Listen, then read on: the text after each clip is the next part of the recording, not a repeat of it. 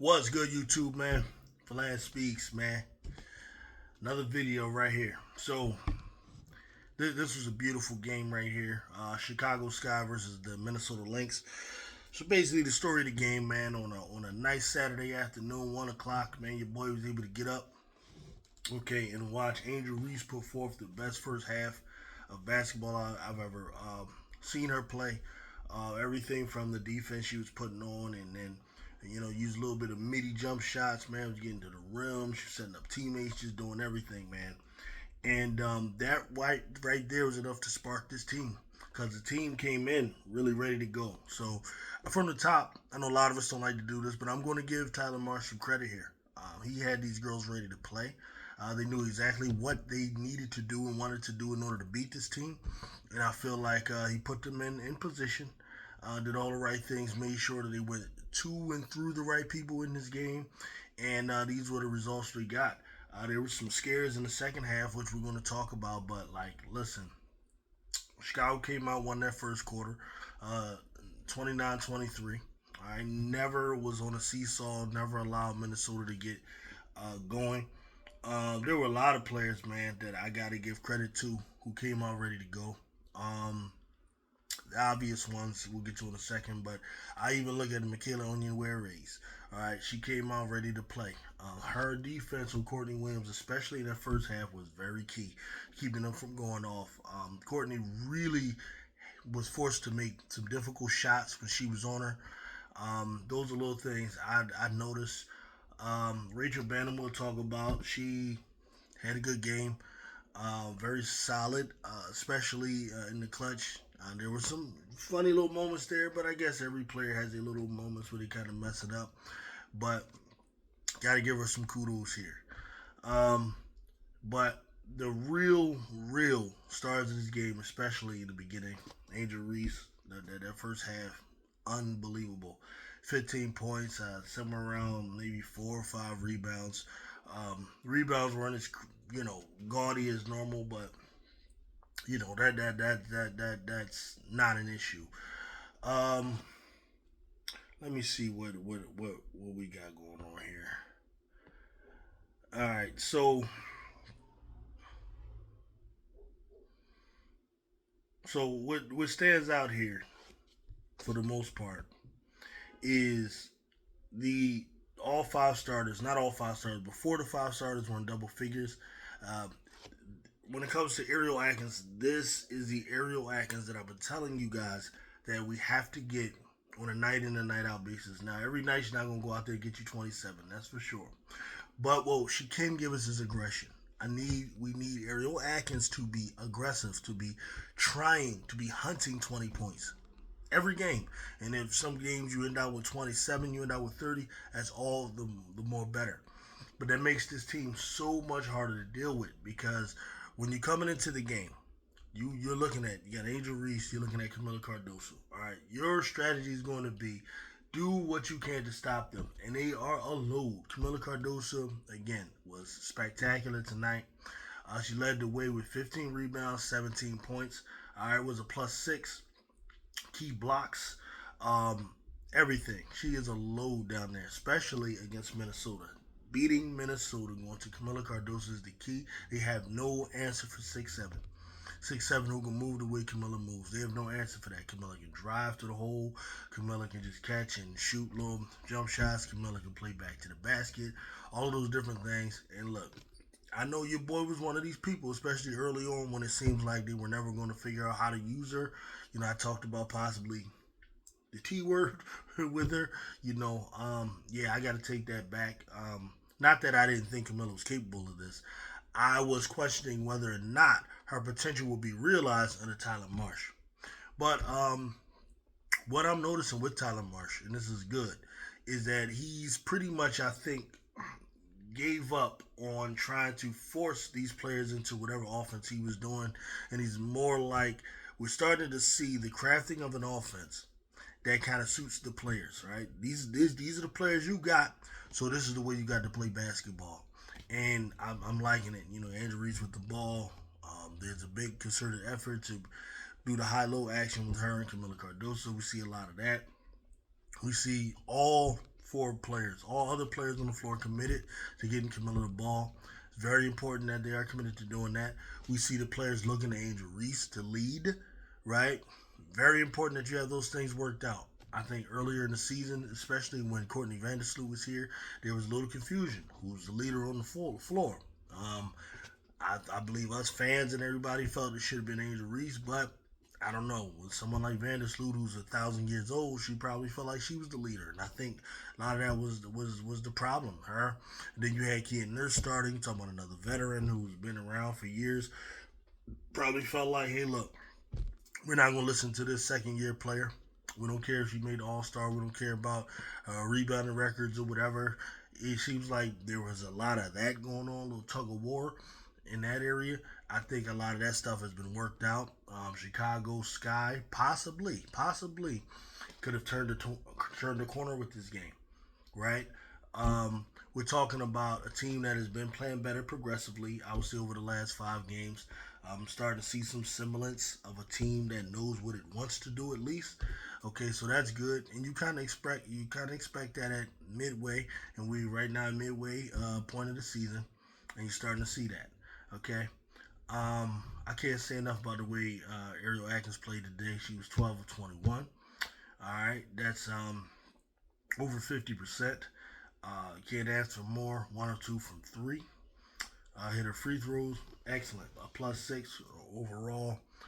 2 steals. Right. 4 turnovers.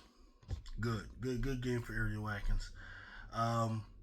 Rachel Banham, like I said, at times she did not have a good game from the floor. All right, because I don't know. There's certain times when she's doing a little too much, getting on my nerves. She shot 13 shots. I don't really want Rachel Banham taking that many shots, to be honest with you, because she was 4 of 13. Gave us 3 3-pointers out of 7. That's good. She 5 assists. That's good for her as well. Making a good considered effort. Get that ball to Angel. Get that ball to Camilla.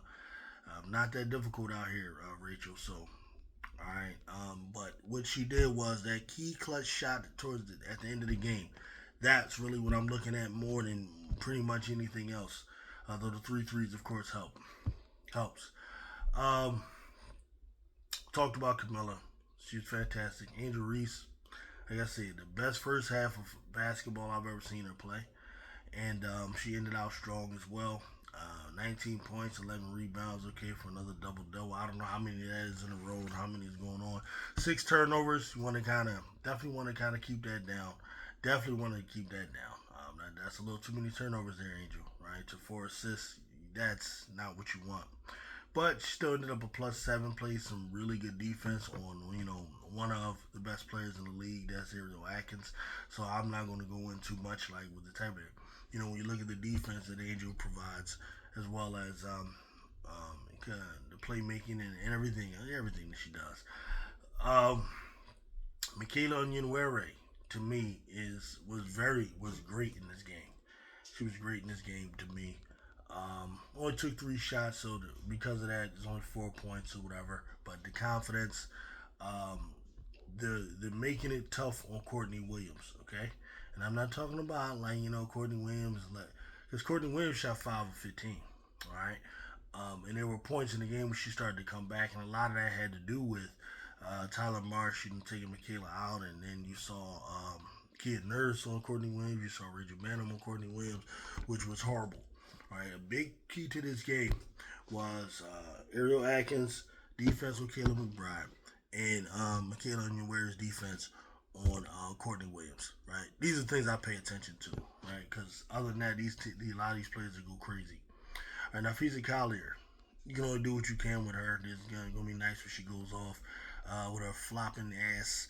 Right, certain parts of that game annoy me. That's why I don't really come on here and praise her all crazy, because I really just don't like floppity players, and she is a flopper. Every single chance she gets, she's flopping on 3-point shots she's taking. She's flopping when she drives. She's flopping on fadeaways. She's just a flopper, and those are just never really my favorite players. But whatever. She is great at what she does. She led the way with 26 points, 50% from the floor. What you gonna say about that? Hit a 3-pointer, okay, made 7 out of 8 free throws. Gets to the free throw line a little too much for me because a lot of it is just fake flopping and all of that stuff. All right. The good thing did not allow Atlanta Smith to go crazy. She was 4 of 10 from the floor. That was good. And Kayla McBride, had a good game. 17. She was making a little bit too many threes for my taste, but she'll do that. She was 6 and 17 from the floor, so that's a good job, Ariel Atkins. Without a doubt, that's a really, really, really strong job. Diamond Miller, I only got 5 minutes, and I'm glad. Okay, because when Diamond Miller comes in, she is a problem. Why Coach Reese only allowed her 5 minutes, I don't know. Because in those 5 minutes, she scored 6 points, hit 2 3-pointers. Okay, and I'm glad Reeves did not give her extended minutes. My thing is, you don't want Diamond Miller. I know somewhere where she would do just fine. That's right over here. I don't know what that's about. But now, just looking at some of these team stats, man. Chicago may have turned the corner with this game. Here, helped Minnesota to under 40% shooting. That's great. 39.5%. From three, they outshot us from three big time. They made 10 out of 30. They shot 33s. That's the one thing about Minnesota, why I'm not really like the biggest Minnesota fan either. I just don't like teams that overshoot 3-pointers or that rely heavily on it. Here they shot 30 of them. They made 3, which isn't the worst percentage, but you end up losing by 7 points to a team that only shot 15 threes. Shot half as many threes, and you lost 7 points.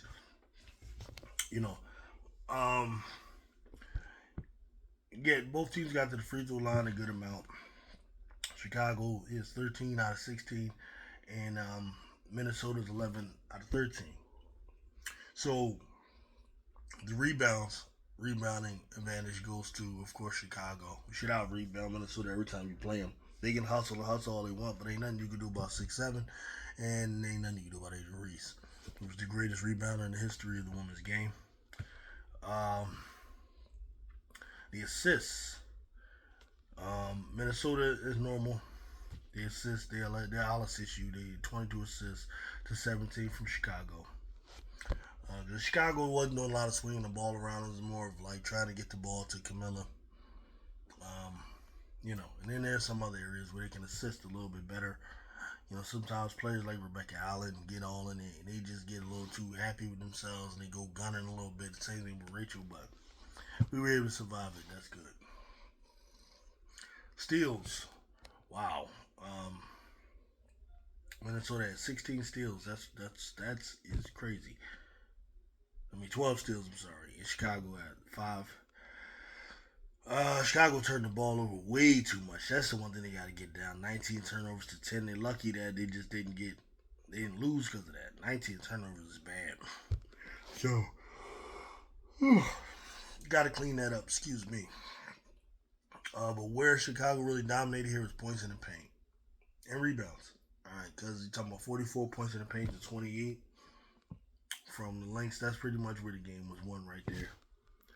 Points in the paint and rebounds. Typically, when y'all rebound a team, but you also want to turn the ball over less than them, you're going to win.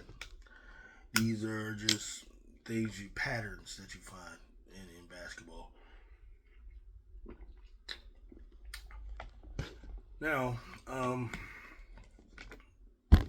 what's next for Chicago, man? What is next for Chicago? Let's see. I think we got the Lynx again. Boy. Who wants to see them again? I think we got the Lynx again. And, that'd be the third time, in a couple of weeks here. Alright, so we got right now Chicago 7 and 13. Alright, so play the Lynx. Then we got the Dream is the next team. Man, that's a 12 o'clock p.m. game again. Goodness gracious, that's on Wednesday. Then we got the Storm on Thursday. Then the Mystics, that's winnable. Mercury, Dream. Got some tough games coming up. But, hey, look, you just beat Minnesota, so you should be confident. You should be confident and feel like, hey, you know, could beat whoever. Oh, matter of fact, I'm reading the schedule wrong. All right, so the next game is against the Lynx. That's Monday. Then after that, Wednesday is the Dream. Then the Lynx again. Are you serious? Why are we playing the Lynx so much? Wow. What? Scheduling is goofy. Then you got the Storm on Thursday, and then you got the Fever. July 27th. So that's next Sunday. Okay. Man, we'll stop there. Alright, looks like we're right now in the standings in the 10th spot. The Mystics are in front of us are the Aces, who are 9 of 11. 9 and 11. Wow. Then the Mystics, who are 10 and 10. Team that can get got.